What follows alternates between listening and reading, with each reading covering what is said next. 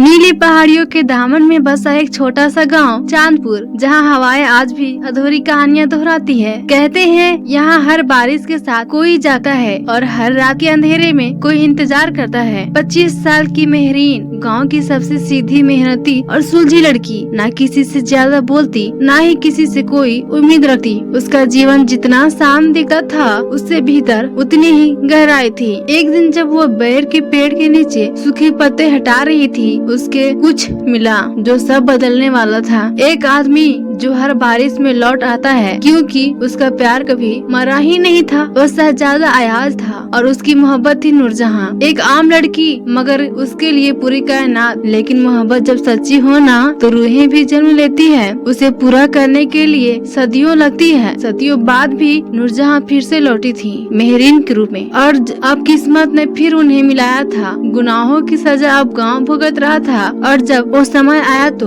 उस गाँव में जब इस लानत को तोड़ा जाए। आखिरी बारिश की रात, एक आत्मा को आजादी चाहिए थी और एक लड़की को अपना अतीत अपनाना था। मोहब्बत मारती नहीं, वो तो बस वक्त का इंतजार करती है, और जब वक्त आता है तो पूरी कायनात उसे मुकम्मल करती है। जब मोहब्बत सच्ची हो ना, तो एक गूंगा बच्चा भी बोल उठता है। हम नहीं जानते आप इस कहानी को क्या कहेंगे, लेकिन जो जानता है मोहब्बत क्या होती है, वो कहेगा यह सिर्फ कहानी ही नहीं, एक हकीकत है। और ये मोहब्बत सिर्फ लड़के या लड़कियों में नहीं होती, ये माँ में भी होती है। माँ अपने पेट में 9 महीने बच्चे को रखती है। क्यों रखती है? बस इस विश्वास में कि वो मेरा बच्चा है। एक उम्मीद के साथ, बस मोहब्बत उसे ही कहते तो हैं। एक उम्मीद, भरोसे को, एक अपनेपन को। हर कहानी का एक अंत होता है, लेकिन कुछ दस्ताने खत्म ही नहीं होती, वो बस दिलों में उतर जाती है। चांदपुर भी आज वही है, वो बेर का पेड़ भी वही है। बस फर्क ये है, अब लोग मोहब्बत से डरते नहीं, उसे समझते हैं, अपनाते हैं। शायद वो नूरजहां हो या आज हो, बस मोहब्बत की कोई परछाई जो अब भी कहती है, डर मत, मोहब्बत कभी मरती नहीं। अगर